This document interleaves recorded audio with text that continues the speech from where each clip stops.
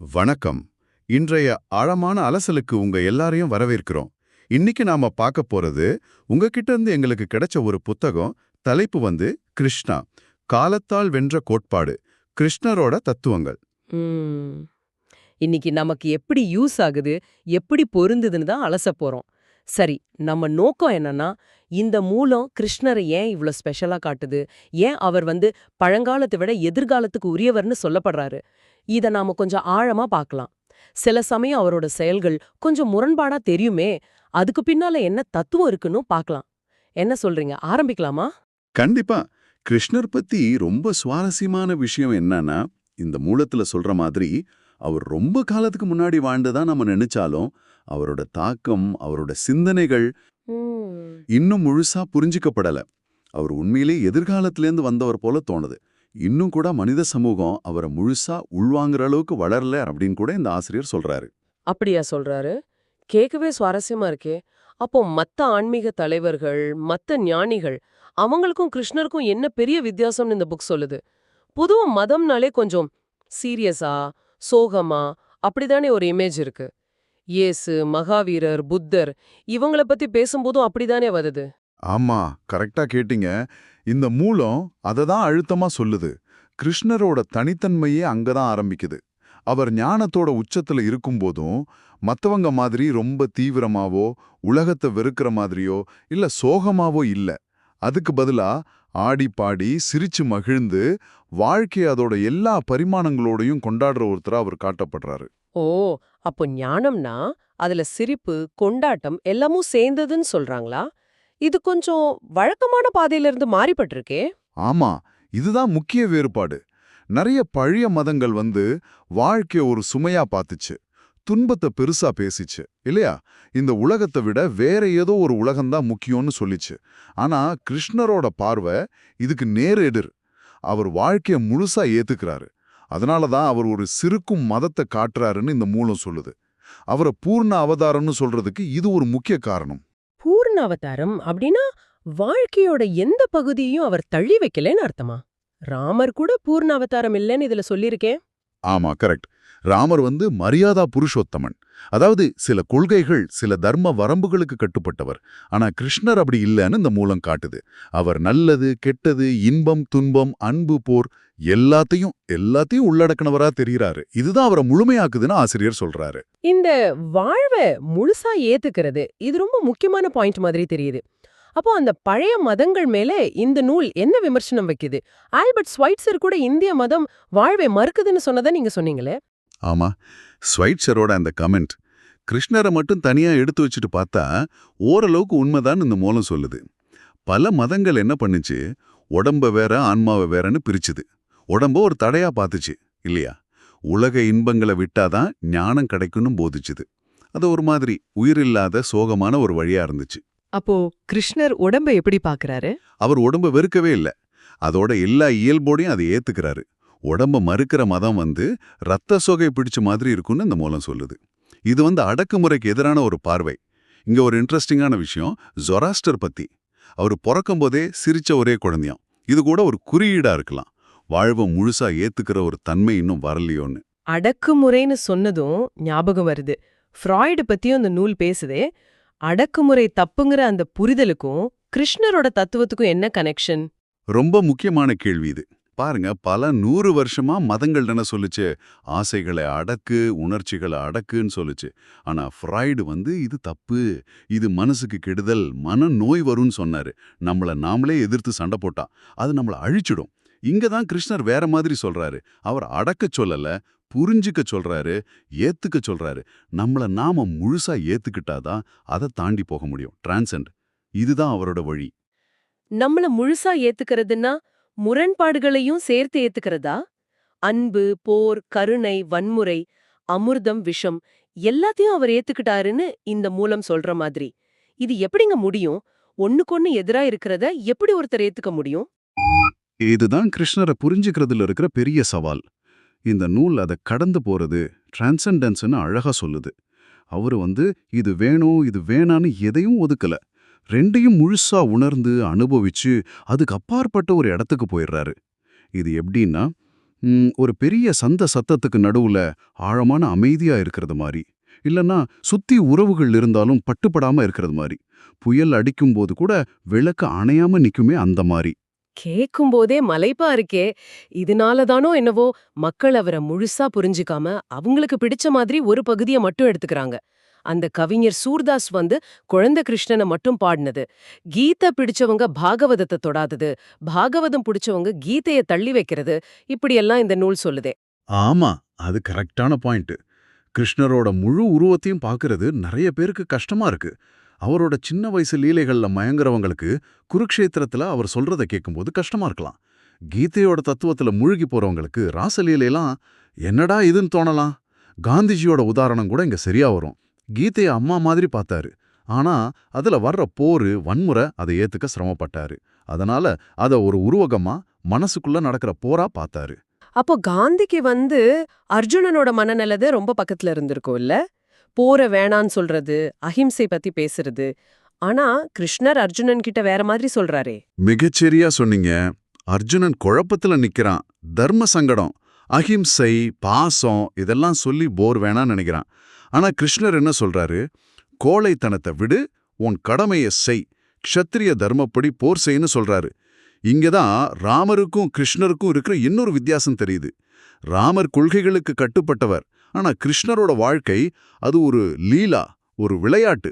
அவர் எந்த ரூல்ஸுக்கும் கட்டுப்படல. எல்லையில்லாத சுதந்திரம். அர்ஜுனனுக்கு அவர் சொல்ற அந்த வாதம் ரொம்ப பவர்ஃபுல் இல்லையா? நீ ஒருத்தரை கொல்ல முடியும்னு நினைச்சா உனக்கு ஆன்மா பத்தி தெரியல. சாவுங்கிறது வெறும் தோற்றம்தான், ஆன்மாவுக்கு அழிவே இல்ல அப்படின்னு சொல்றது. ஆமா, அது கீதையோட முக்கியமான கருத்து.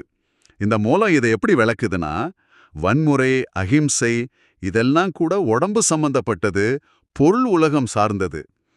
ஆன்மீக பார்வையில ஆன்மா பிறக்கிறதும் இல்ல, சாகிறதும் இல்ல. அப்போ கொல்றதும் சாகிறதும் ஒரு பெரிய டிராமால வர்ற சீன் மாதிரி தான். ஆன்மா அழியாதுன்னு புரிஞ்சுக்கிட்டா அந்த செயலோட பாரம் கம்மியாயிடும். கடமையை செய்வாங்க, பலன்ல பற்று வைக்க மாட்டாங்க. இது வன்முறையை சப்போர்ட் பண்றதில்ல, ஆனா யதார்த்தத்தை ஆன்மீக பார்வையோட பாக்குறது. போர் பத்தின இந்த பார்வை கொஞ்சம் வித்தியாசமா இருக்கே. நம்ம பொதுவா போற அழிவா மட்டும்தானே பாக்குறோம். ஆனா நாகரிக வளர்ச்சியில போருக்கு பங்கு இருக்குன்னு இந்த மூலம் சொல்றது கொஞ்சம் ஆச்சரியமா இருக்கு. ரோடு, கோட்டை, டெக்னாலஜின்னு எல்லாமே போர்னால வந்துச்சுன்னு சொல்றது. இது கண்டிப்பா விவாதிக்க வேண்டிய ஒரு கருத்து தான். ஆனா யோசிக்க வைக்குது.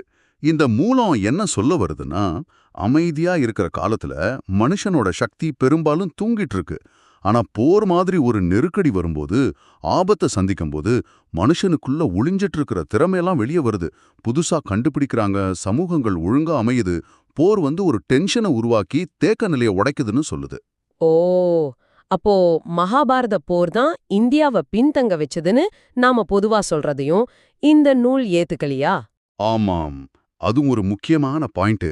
அந்த போருக்கு அப்புறம் வந்த ஒரு விரக்தி, ஒரு சோர்வு, அப்புறம் போருக்கு எதிரா உலகத்தை துறக்கணும்னு வந்த போதனைகள், இதெல்லாம் தான் இந்தியாவோட வீழ்ச்சிக்கு காரணம்னு இந்த ஆசிரியர் நினைக்கிறாரு. ஒருவேளை இந்தியா இன்னும் சில மகாபாரத போர்களை சந்திச்சிருந்தா, அந்த சவால்களை எதிர்கொண்டிருந்தா, இன்னைக்கு உலகத்துல டாப்ல இருந்திருக்கலான்னு கூட ஒரு கொஞ்சம் அதிர்ச்சியான கருத்தை சொல்றாரு. முதல் 2ஆம் உலகப் போருக்கு அப்புறம் ஜெர்மனியும் ஜப்பானும் எப்படி வளர்ந்துச்சுன்னு உதாரணம் காட்டுறாரு. இது நம்புறதுக்கு கஷ்டமா இருந்தாலும் போர் பத்தின நம்ம வழக்கமான சிந்தனைகளை இது கேள்வி கேட்குது. நம்ம இது ஏத்துக்க வேண்டியதில்ல, ஆனா இது மூலத்துல இருக்கிற ஒரு கருத்து. கண்டிப்பா இது வேற மாதிரி யோசிக்க வைக்குது. அப்போ கிருஷ்ணர் போர விரும்புறவரா, ஒரு போர் வெறியர் ஹாக் மாதிரி அர்த்தம் வருமா? இல்ல, அப்படி இல்ல. அத தெளிவா இந்த மூலம் மறுக்குது. கிருஷ்ணர் போர விரும்புறவரும் இல்ல, அதே நேரம் போரை பார்த்து பயந்து ஓடுறவரும் இல்ல. அவர் அமைதிக்காக கடைசி வரைக்கும் முயற்சி பண்றாரு, தூது போறாரு. ஆனா எப்ப தர்மத்துக்காக, உண்மைக்காக, மக்களோட நல்லதுக்காக போர் செஞ்சே ஆகணும்னு வருதோ அப்ப அதை தயங்காம செய்ய சொல்றாரு. ஏன் ஒருவித ஆனந்தத்தோட செய்ய சொல்றாரு. ஆனந்தத்தோட போர் சேரதா? தற்காப்புக்காக சண்டை போடுறது வேற, சந்தோஷமா சண்டை போடுறது வேற இல்லையா? வித்தியாசம் இருக்கு. தற்காப்பு மனப்பான்மைங்கிறது பயத்துல இருந்து வர்றது. அது நம்மள சுருக்குது, வீக்காக்குது, தோத்துடுவோமோங்கிற பயத்தை கொடுக்கும். கிருஷ்ணர் சொல்றது தவிர்க்க முடியாத ஒரு வேலையை செய்யும்போது அதை முழு சக்தியோட, முழு மனசோட, ஒரு விளையாட்டு மாதிரி, ஒரு கொண்டாட்டம் மாதிரி செய்யணும்னு. சில சமயம் போரை தவிர்க்கிறது அதை விட பெரிய கெடுதல ரொம்ப கால துன்பத்தை கொடுத்துடும்னு இந்த நூல் சொல்லுது. உதாரணமா இந்தியா 1000 வருஷம் அடிமையா இருந்ததுக்கு காரணம் தேவைப்பட்டப்ப சரியா போர் செய்யாதது கூட காரணமா இருக்கலாம்னு ஒரு வாதம் வைக்குது. கிருஷ்ணரோட இந்த பார்வை சரி, இன்னைய உலகத்துக்கு இது எப்படி பொருந்தும்? இன்னைக்கும் ஒரு மகாபாரதம் நடந்துட்டு இருக்குன்னு இந்த நூல் சொல்லுதே. அதாவது பொருள் ஆசைக்கும் உயர்வான கொள்கைகளுக்கும் நடுவுல நடக்கிற போராட்டம் மாதிரி. ஆமா, அந்த கம்பேரிசன் யோசிக்க வைக்குது. இன்னைக்கும் பார்த்தா வேற வேற கொள்கைகள், வேற வேற வாழ்க்கை முறைகள், இதுக்கு நடுவுல ஒரு போராட்டம் நடந்துட்டு தான் இருக்கு. இங்க ஒரு பிரச்சனை இருக்கு. அது மகாபாரத காலத்துல இருந்துச்சு, இன்னைக்கும் இருக்கு. நல்லதை செய்ய நினைக்கிறவங்க பெரும்பாலும் சண்டையை தவிர்க்கவே பார்ப்பாங்க, அர்ஜுனன் மாதிரி. ஆனா தீமை இயல்பாவே ஆக்ரோஷமா இருக்கும். அதனால தீமை ஜெயிக்காம இருக்கணும்னா நன்மையும் சில சமயம் போர் செய்ய தயாரா இருக்கணும். இதுதான் கிருஷ்ணரோட மெசேஜ். அப்போ இன்னைக்கு உலகத்துல கிருஷ்ணர் எதை ஆதரிப்பாரு? சுதந்திரத்தையா இல்ல சமத்துவத்தையா? இது பெரிய கேள்வியாச்சே. இந்த மூலம் ரொம்ப தெளிவா ஒரு ஸ்டாண்ட் எடுக்குது. கிருஷ்ணர் சந்தேகமே இல்லாம சுதந்திரத்தை தான் ஆதரிப்பாரு. ஏன்னா சுதந்திரம் தான் நியாயம், அடிமைத்தனம் தான் அநியாயம்னு அவர் பார்வை இருக்கிறதா இதுல சொல்லப்படுது. இது இன்னைய அரசியல் சமூக நிலைமைக்கு ரொம்ப முக்கியமான கருத்து. ஆனா சமத்துவம் என்பதும் ஒரு முக்கியமான விஷயம் தானே? உண்மைதான். ஆனா சமத்துவங்கிற வார்த்தையை வச்சு சில சமயம் சுதந்திரத்தை நசுக்க பார்க்கறாங்கன்னு இந்த மூலம் எச்சரிக்குது. கட்டாயப்படுத்தி கொண்டு வர சமத்துவம் இயற்கைக்கு எதிரானது. ஏன்னா மனுஷங்க திறமையில, விருப்பத்துல வேற வேற மாதிரி இருப்பாங்க. ஆனா சுதந்திரம் அப்படி இல்ல. அது மனுஷனோட அடிப்படை தேவை. அவனோட ஆன்மீக வளர்ச்சிக்கு அது ரொம்ப முக்கியம். அப்போ சுதந்திரம் இருந்தா ஏற்றத்தாழ்வு இருக்காதா? ஏற்றத்தாழ்வு இருக்கலாம். ஆனா சுதந்திரமான சூழல்ல தனி மனுஷனோட முயற்சியால, சமூகத்தோட வளர்ச்சியால அந்த ஏற்றத்தாழ்வு கொஞ்சம் கொஞ்சமா குறைய வாய்ப்பு இருக்கு. ஆனா சமத்துவம் தான் முக்கியம்னு சொல்லி சுதந்திரத்தை பலி கொடுத்துட்டா போன சுதந்திரத்தை திரும்ப வாங்குறது ரொம்ப ரொம்ப கஷ்டம். இன்னொரு விஷயம், தனிநபர் வர்சஸ் கூட்டம். தீமை எப்பவும் கூட்டத்தை நம்பும். ஏன்னா கூட்டத்துல பொறுப்பு கம்மியாகும். ஆனா நன்மை தனிநபரோட சுதந்திரத்தையும் வளர்ச்சியும் நம்பும். சுதந்திரமான பொறுப்பான தனிமனிதர்கள் இருக்கிற சமூகம்தான் உண்மையான நல்ல சமூகம். அது வெறும் மந்த கூட்டம் இல்ல. கிருஷ்ணர் சொல்ற வேல்யூஸ் என்னன்னா, சுதந்திரம், தனிநபர் மாண்பு, தெரியாத விஷயத்த தேடுற வாய்ப்பு, மதம் இவைகள் தானா? ஆமா, இந்த மூலத்தோட கருத்துப்படி எந்த ஒரு நிலைமையிலையும் ஒரு பக்கம் 100% நல்லதும் இன்னொரு பக்கம் 100% கெட்டது இருக்காது. இது எப்பவும் ஒரு விகிதாச்சாரம் தான். கிருஷ்ணர் எந்த பக்கம் இந்த அடிப்படை விஷயங்கள், சுதந்திரம், தனிநபர் மதிப்பு, இதெல்லாம் அதிகமா பாதுகாக்கப்படுதோ அந்த பக்கம்தான் நிப்பாரு. அதுதான் தர்மத்தோட பக்கம்னு அவர் பார்க்கறதா இங்க சொல்லப்படுது. ரொம்ப ஆழமான விஷயங்கள். சரி, இந்த அலசல்ல இருந்து சில முக்கியமான விஷயங்கள் நல்லா புரியுது. கிருஷ்ணரோட அந்த சந்தோஷமான வாழ்க்கையை முழுசா ஏத்துக்கிற பார்வை, அடக்குமுறைக்கு எதிரா அவர் சொல்றது, அதாவது ஃப்ராய்டுக்கு முன்னாடி அவர் சொன்ன உளவியல் பார்வை, முரண்பாடுகளை ஒதுக்காம அதையும் ஏத்துக்கிட்டு தாண்டி போற அவரோட தனி வழி, போர் பத்தின அவரோட நுணுக்கமான பார்வை, அதாவது பயப்படாம அதே சமயம் தேவையில்லாம சண்டைக்கு போவாம யதார்த்தமா இருக்கிறது. எல்லாத்துக்கும் மேல எல்லாரும் சமம்னு கட்டாயப்படுத்துறத விட தனி மனுஷனோட சுதந்திரத்துக்கு அவர் கொடுக்கிற முக்கியத்துவம், இதெல்லாம் சேர்ந்துதான் அவரை ஏன் காலத்தால ஜெயிக்க முடியாதவர்னோ, பழங்காலத்தை விட எதிர்காலத்துக்கு ரொம்ப தேவையானவர்னோ இந்த மூலம் சொல்லுதுன்னு நினைக்கிறேன். ஆமா, சரியா சொன்னீங்க. மொத்தத்துல இதுதான் சாரம். இறுதியா நீங்க யோசிக்கிறதுக்காக ஒரு கேள்வியோட முடிக்கலாம்னு நினைக்கிறேன்.